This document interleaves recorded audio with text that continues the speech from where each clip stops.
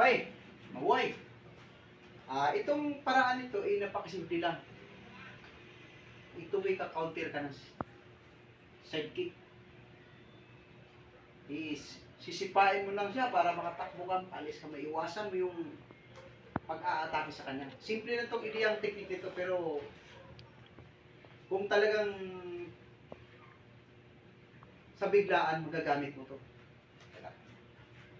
Halimbawa ito nakatayo ka, hindi mo maiwasan, dito may angat ang braso mo pag nagulat ka. Pa! Ito lang. Pa! Ulit. Yung mo. 1. Pa! Pwede kang bumira sa bayag. Pitik. Bayag. Ha? Pwede, pag pitik mo dito, pag dumikit ka, pwede mong iwanan ng elbow.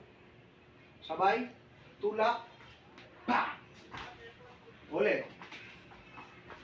Okay. Bira. Pa!